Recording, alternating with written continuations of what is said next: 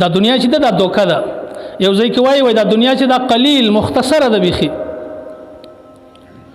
نو یو حدیث کې نبی علیہ السلام فرمایي لو كانت الدنيا تعدل عند الله جناح بعوضة، وای کچیر دغه دنیا د الله په نسبت باندې د یو وزر برابر هم د حیثیت نه لري، د دې برابر د مچ د یو وزر برابر هم حیثیت نه لري. کچیر حیثیت لري ما سقا کافرا منها شربة ماء، نو کله الله په نسبت د دې اوسه حیثیت وای بیا به الله رب العزت د کافرانو ته یو غړپ وبم نه ور کړي، بیا یو کتره وبم نه ور کړي. خو چونکې دا آخرت چې بیا دی د الله سره ډیر قدر دی، نو په آخرت کې د کافرانو د پاره د یو کترې وبو بندوبست الله نه دی کړی ور کوي. چونکې دا دنیا الله ته د الله په نس هیڅ حیثیت نه لري، په دغه وجه په دنیا کې د کافرانو ته ډیر زیات مال او دولت ور کړی دي. موږ تاسو وینو د دې څومره یعنی فیکشن یو هر څه دی ته الله پاک ور کړی دي. بلکې یو ځای خو راځي وای کچیر زه په د خلکو باندې نه بیرېدم، نو د خلکو ته مې د سونی دروازې به مې د سپینو زرو د سیړیانې او زینې دا مې د سونی ور جوړې کړې، خو زه د مسلمانانو په ایمان باندې بیرېږم. دغه دنیا د دی ده بس. ایو حدیث کې نبی علیہ السلام ابن عمر رضی الله عنه فرمایي و نبی علیہ السلام زه تر وجې ونیولم اخذ بمنکبیه، زه تر دواړو وجو ونیولم، بیا ما ته وویل کن فی الدنیا کأنک غریب او عابر سبیل، و ته په دنیا کې داسې ژوند تېروه لکه ته چې یو اجنبي یې، یو مسافر راغلی صرف ناوله د یو علاقې ته راغلی، او عابر سبیل یا داسې لکه په لاره چې یو سړی روان وي، بس سفر کوي په لاره پیدل روان وي، په ګاډۍ کې روان وي، بس دا سفر کوي، بس دغه رقم ژوند تېر که خپل. او یو حدیث کې ابن مسعود رضی الله عنه فرمایي نام رسول الله صلی الله علیه وسلم علی اسیر، و نبی علیہ السلام یو ور په یو چټای باندې بيدو، فقام بچ نبی علیہ السلام راپورته سو، قد اثر فی جسده، د نبی علیہ السلام په بدن باندې هغه د چټای نشانانو نشانه په بدن باندې وداسي چټای باندې بيدو. دوی ما ورته ویل چې د الله رسوله کوم استاد لپاره یو نرم شی جوړ کو چې هغه باندې ته بيدېږي حرام کړي. نبی علیہ السلام ورته ویل چې مالی ولی دنیا، زو زما د دنیا سره سره، ما انا والدنيا، زو دنیا مج اسم نه یو الا استذل الا كراكب استذل تحت شجره ثم راها وتركها. زما د دنیا خدا مثال دی لکه یو چلتا مسافر په لار روان سړی چې هغه په لار رواني بیا د یو درخت لاندې مازل آرام وي کې سایه ته وسبي دسي،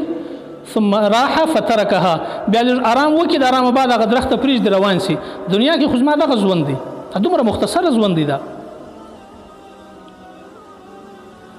او بل دنیا چې ده الدنیا راس كل خطیئه، دنیا د هرې ګناه جړ دی. دا دنیا حب الدنیا، د دنیا محبت چې دی دا د هرې ګناه جړ دی.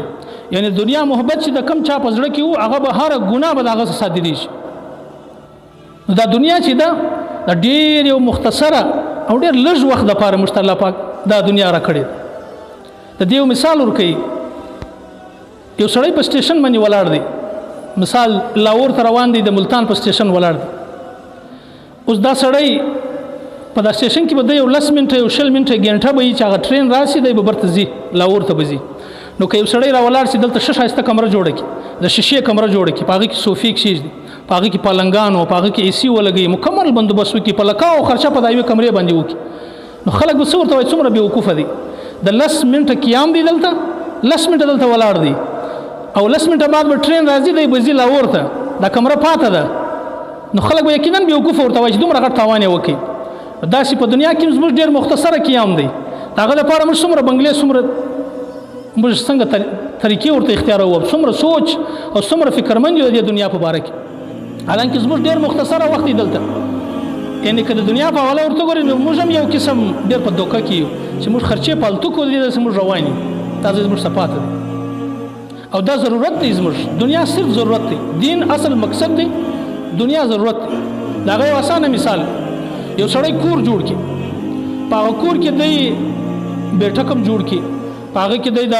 ویډیو کمرې او د مجلس کمرې او مختلفه نومان چې د کمرو لانچ ورته وایي څه ورته وایي او مطبخ او مطعم دا ټول ځایونه جوړ کړي او په کونج کې یو باتروم بیت الخلا هم جوړ کړي چونکې هغه د کور ضرورت دی که چیرې بنګله جوړه سي لیټرین نه وي پکښې نو هغه کور نه دی نامکمله دی هغه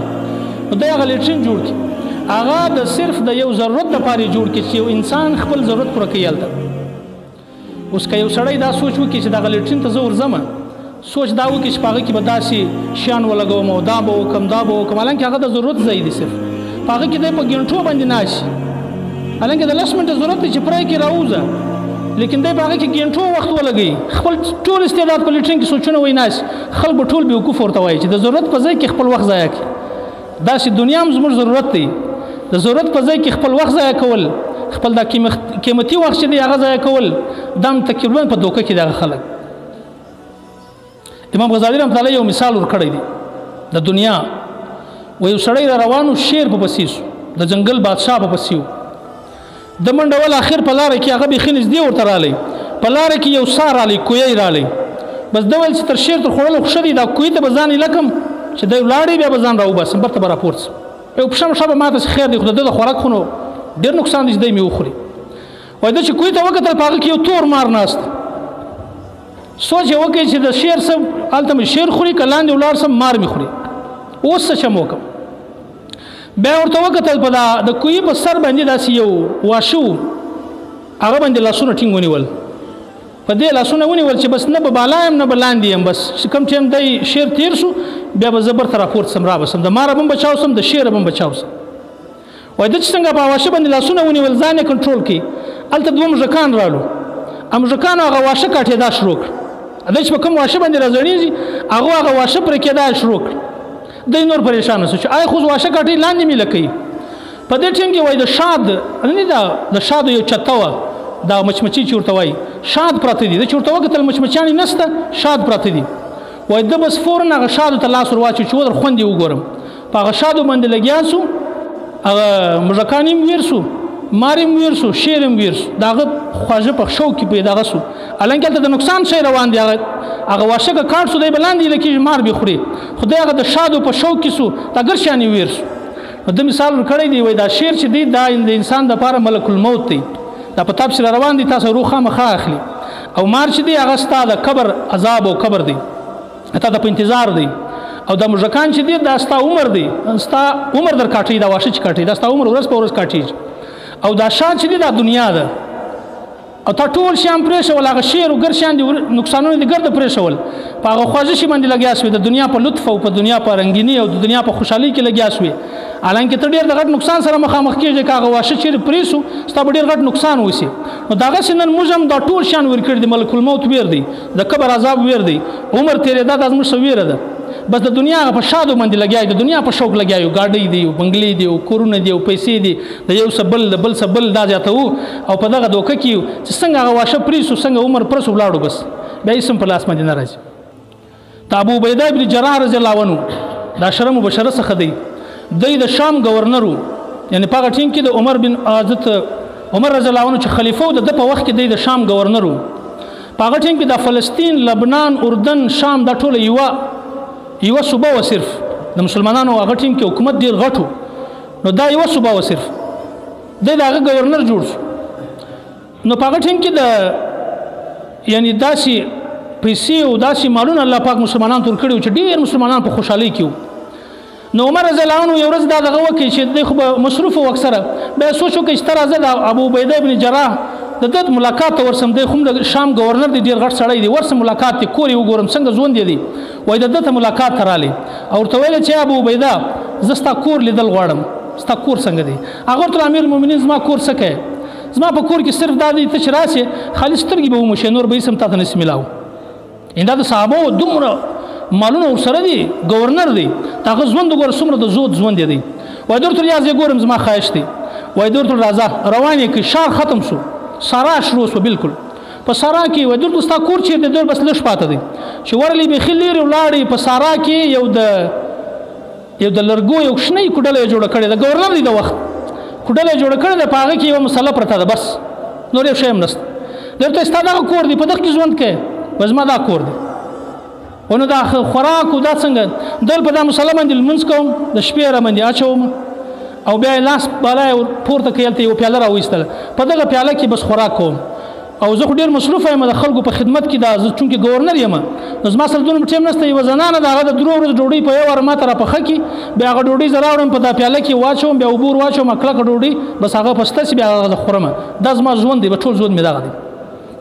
دا د یو ګورنر د شام یو ګورنر دی د هغه ژوند دی آخري واقع درته بیانوم عمر بن عبدالعزیز رحمت الله ډېر غټ خلیفه تېر شوی دی بهترین انسان تېر شوی دی د ده په باره کې راځي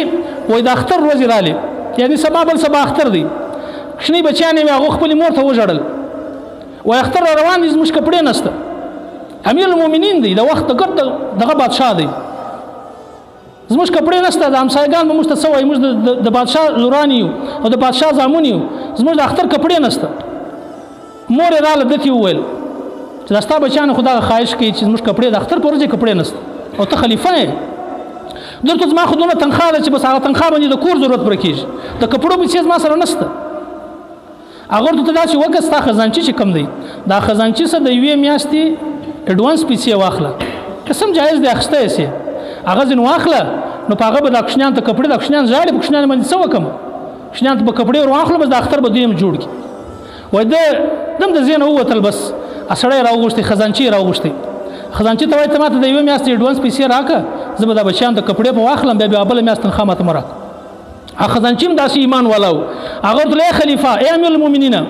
ته ماته د یوې میاشتې ګارنټي راکړه چې یوه میاشت ته ژوندی یې یوه میاشت ستا سره دا اعتماد شته چې ته به یوه میاشت ژوندی یې